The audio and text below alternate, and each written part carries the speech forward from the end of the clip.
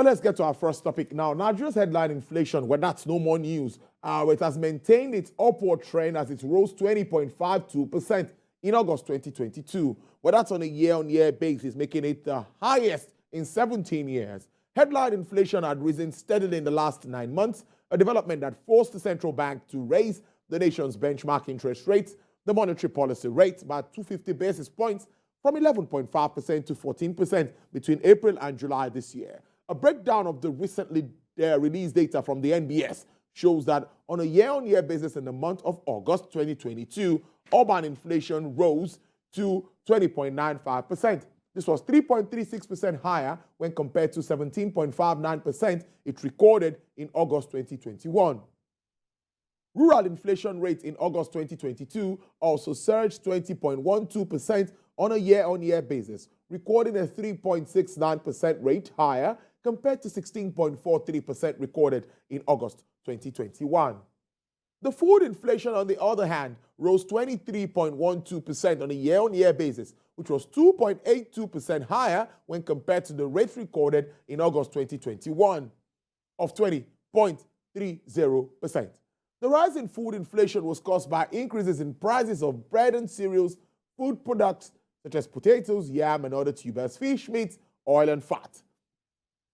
Well, let's talk more about this and get another perspective to these figures. Well, I'm being joined by an economist and tax manager from PricewaterhouseCoopers. He's a friend of the house, Mr. Abiodun Kayode-Ali. Thank you so much for your time. It's good to see you. Thank you, Tolu, for inviting me. Yes, I'd like to start this way. I don't want to say if you were expecting 20.52%. I don't know what you were expecting, but what do you think really are the fundamentals that put us where we are? I even saw some projections that we're going to do about 22%. But what is your what's your overview of this figure from the NBS? Okay, so thank you once again for inviting me. So I did expect that there would be an increase, and I did expect something within the range of that 20%. So it's not far from the exact figure that was churned out by the National Bureau of Statistics. With respect to what are the driving factors responsible for this? I think one key thing, like the NBS itself said in its report, is that you have to consider the depreciating state of the naira, right? So because if you think about it, Nigeria really is an import-dependent nation. Most of the things that we actually make use of, right, from the food to the clothing, right, to most of the things that we actually make use of, we have to import them, right? And if you consider the current value of the naira has depreciated significantly. So that's a significant reason, a significant factor that is responsible for this inflation. Then there are other factors which we are well aware of. There is the energy crisis that is currently going on, whereby we have global energy prices going up, right? So these are things that are actually translating to this inflation that we're seeing in the country. Till now, Nigeria, we do not refine our crude oil products. So, and that has put us in a state whereby we have to import most of the We're hopeful something might happen in Port Harcourt refinery very soon. Yes, that's quite correct. The Minister of State for Petroleum actually made mention of the Port Harcourt refinery coming on stage very soon. And hopefully, probably Dangote's refinery also early next year. We do hope that it will see the light of day. But aside for now, right, if you consider this 2022 year that we're looking at, we still have to go through the hustle of importing these things, right? And these are the reasons why we're going through this thing. It's not something enjoyable, right? It's something painful. In fact, some people have even said that the real inflation that people are experiencing on the streets is way higher than the figures we're actually seeing. And you can reason with some of the sentiments that they share. If you consider that we've not reconstituted the composition basket for which inflation is calculated since 2009, and what is expected is that it's expected to be reconstituted every 5 years. So we've not done that since 2009. So there is that tendency that people are actually experiencing a lot higher inflation in real terms, right? And one important thing that we must mention here is that the most important thing to the individuals is that it's definitely going to erode their purchasing power, right? You said something during your introduction about 1,000 naira. What does 1,000 naira mean to the common man? If he was earning 1,000 naira a long time ago, what he would have been able to afford, right, would have been way more than what he can afford now. If you move from individuals, if you look at businesses right now, how does that impact on businesses? It simply means there is higher cost of doing business, right? Higher cost of production. And even if you look at it from an investment perspective, right, what it simply means is that it's definitely going to lead to real negative returns, right? Because what it simply means is that if you look at the interest rate that is currently out there, it's way lower than what we have in terms of inflation. So it's going to lead to a negative real return. So these are some of the things that we see in terms of its impact on people. Very quickly, we see that immediately we started seeing this increase in inflation because it's been steady for some months now. Very quickly, the MPC came up with increasing rates, which we've seen about 250 basis points, being from 11.5%, we're around 14% at the moment. This seems not to be working. Yes, two things I can say to that. The first thing I would say is that definitely it's quite clear that the Monetary Policies Committee hike of interest rates, definitely it seems like inflation is unresponsive. It's definitely not responding to that. Then another thing that we should also look into is, considering that it's not responsive, right, what definitely is the key thing that we can say is responsible for this inflation? Is it a demand pull, or is it induced by supply? It's simply a supply situation, right? It's structural. It has nothing to do with demand. So if you look at advanced economies, right, you've seen situations whereby economies such as the United States as well as the United Kingdom, they've been raising their own rates consistently, the same way almost all economies around the world have. But you've started seeing that decline, that inflation has begun to moderate in those economies. UK from 10.1, it's somewhere around 9.9 based on the recent figure, and the United States as well from 8.5 to about 8.3. But in Nigeria's situation, despite the 250 basis points, about 19%, we're still 20.52%. Seventh consecutive increase in inflation. That's what we currently experience. What's peculiar about our case? What's that issue with Nigeria? Well, so it's like I said earlier. We are not producing, right? And the real issue, I was looking at the report that was released by a company. The report simply stated there, and I quite agree that, like I said, about 80%, or let me just say about 70% of the reason for this inflation that we're currently experiencing is coming from the depreciation of the naira, and we being an import-dependent nation. Then we look at the energy cost as well. And if you look at so many things, if you even want to break it down, right? If you want to break down the inflation in terms of the food inflation and also the core inflation, that's when you remove the farm produce, you realize that one way or the other, it has to do with insecurity, issues around insecurity. It has to do with issues around transportation, right? And if you look at food, the food basket, right, it's not where we are currently. It's somewhere within the center of Nigeria. You need to move it from when these items are being produced to where they are being consumed. And we have situations whereby these people that actually go to their farms, they are unable to go to their farms, or they have to pay a certain amount of money before they can access their farms. And you would even see that, you would notice that in some of the, if you look at the states that experienced a increased rate of inflation and states that experience the reduced rate of inflation, you see that those states that experience the reduced rate of inflation, they're actually states in the north, right? So what I can simply explain is that they are producing their food and they are consuming it among themselves, right? So it's that's why inflation kind of moderated in those regions. And there's one thing I think I should quickly do, and that's by explaining that inflation simply means you are looking at the rate of change, right? You are simply looking at the rate of change, the rate at which prices generally change between this year and last year, or between this month and last month, right? So it's important to understand that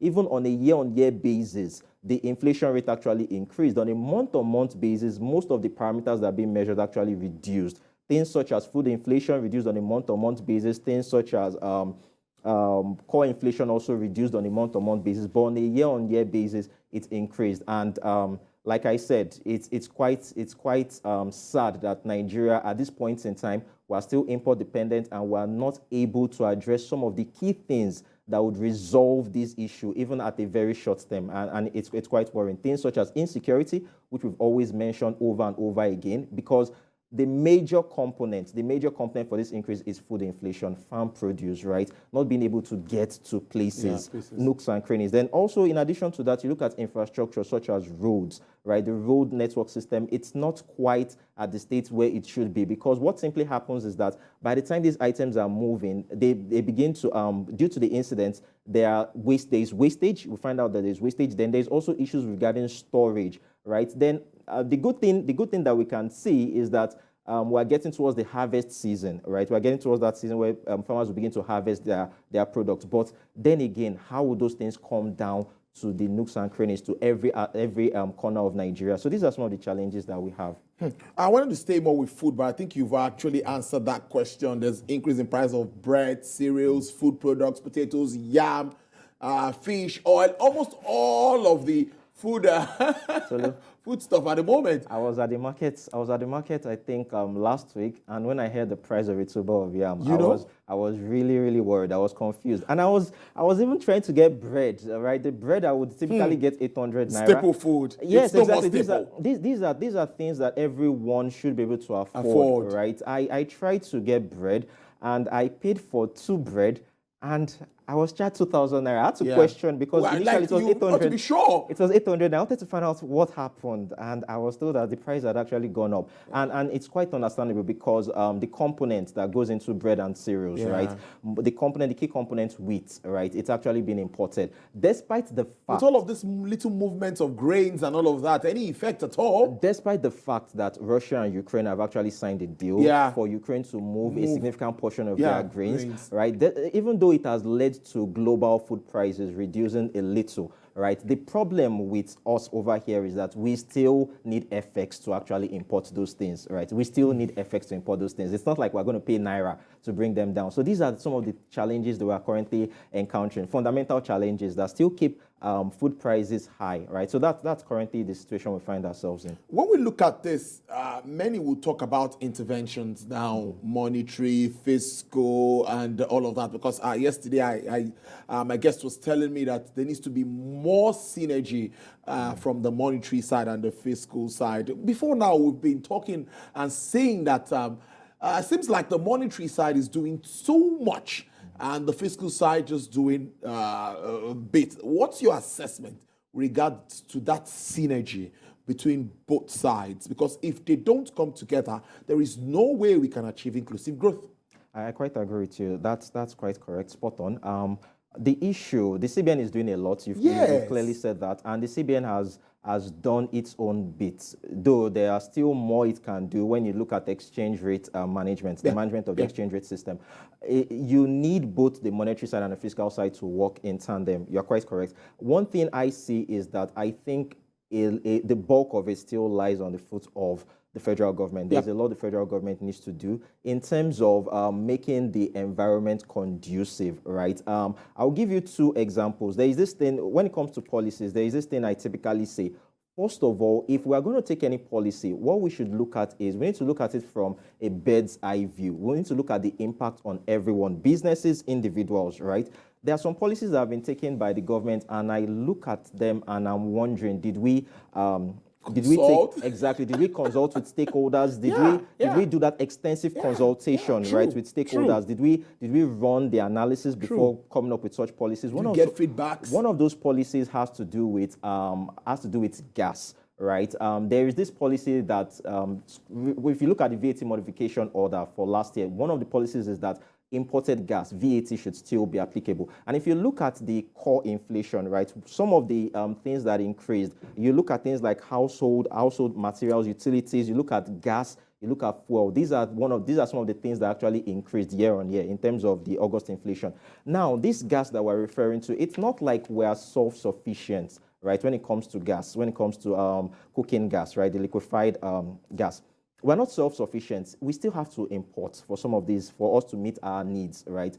Yet we have VAT on the imported ones, on the imported items. I think these are things that we need to look into, right? Another aspect of it has to do with let me see if I can remember now. So there are definitely other policies that the government has taken, whereby it's not like we're actually self-sufficient. Business initiatives Exactly. also there. We're not self-sufficient. Then we come up with policies that make it difficult for manufacturers to produce. Yeah. If you even look at the exchange rate issue that we've talked about, which I think the CBN still has a hand to play, we've been talking about the unification of the exchange rate system. The truth is that most producers, most of them get about 70% of their FX needs from the parallel markets, right? And this actually speaks to the price of the items that we actually go for, right? So if you think about it, they just have to pass on the cost to consumers. And these are some of the challenges that we're experiencing. And do you know one interesting thing? One interesting thing is that even those people who are actually selling products that are not necessarily import dependent, they would still tell you that the dollar has actually gone up. Dollar affects Gary, the price of Gary in the market. They'll tell you that dollar is on the high side. It affects everything, and I don't blame them. And the reason why I don't blame them is that even though it might not directly affect the outputs they're actually selling, it also affects their lives, because they would also have to get other things, right, that they will need. So these are some of the issues that I think that we need to address urgently. I'm worried, and something just came to my mind now, looking at the commodities space. I think price of cocoa and all of that doing so pretty well at the moment. But are we taking advantage of all of this? We're not even getting the benefits from the crude oil, which is our mainstay, thanks to crude oil theft and all of that we've been talking about. So how do we take advantage of all of these opportunities? And let me take you back again to the issue of gas, which would have been an opportunity for us to even explore, even looking at this Ukraine-Russia crisis that is on. What more can we do to open up the space for gas liberalization? Okay, so I think one of the things that needs to be done is, first of all, like I said, there needs to be that consultation with stakeholders. Yeah, very important. Get feedback. That is key.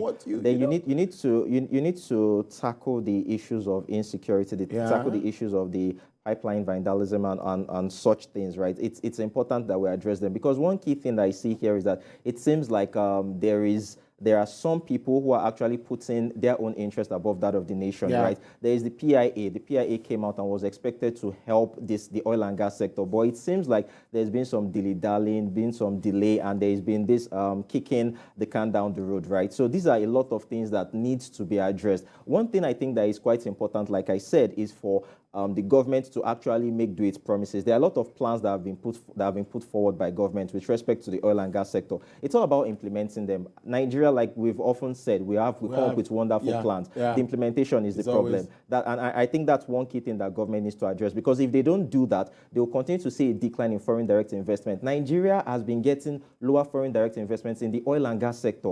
And it doesn't seem like any foreign direct investment is coming anytime soon, especially considering that we're in a pre-election year. So these are some of the things that I think that we need to do. Government needs to be sincere in terms of clarity and in terms of certainty, because you are communicating information. The signing of the PIA was something that was globally celebrated, but it seems like there's been some that lack of political will has actually been the bane of things. But let me just even chip this in with respect to also part of the reasons why we're currently experiencing these issues of this high inflation. I think one thing that we need to do and we need to promote is that in this country, we need to try as much as we can to rely on, we need to look inwards, rely on consuming most of the things that we produce. Backward integration. Right? Yeah, exactly. I wrote it down. I was thinking about it, maybe you made that point. So because the honest truth, if you look at that core inflation, a lot of the things that are responsible for it, things like clothing, things like textiles, we know these are basic necessities, right? Well, why can't we patronize our own things, right? And I think I cited this example before when I went to a supermarket, how I was told, Bina, we have the Nigerian made, we have the foreign made. Other products like that, we have Nigerian made, we have foreign made. We need to push our brand, made in Nigeria. Really, that's what we need to start pushing now, so that we retain some. Before I let you go, finally, MPC meeting, I expect their meeting anytime. So do you think there'll be any shift? Looking at this, are you sure they're going to another increase in NPR? It will be quite interesting if they do increase it, because like I said, it's been unresponsive. Inflation has been unresponsive to the hikes that we've done. So two options that they can likely take. The first option is to hold it. The second option is to go a hawkish stance. That's increase the rate. I think if they are going to increase it, that will be to attract foreign investors into the country, and I don't see them going beyond 100 basis points. So it's either they hold it or they go 100 basis points to 15%. That's what I see. I must thank you so much. Interesting conversation. I feel like we could just spend the whole hour on this, but I must thank you so much, Mr. Abiodun Kayode-Ali. He's an economist and tax manager with PricewaterhouseCoopers. Do enjoy your weekend. Thank you, Tolu. All right.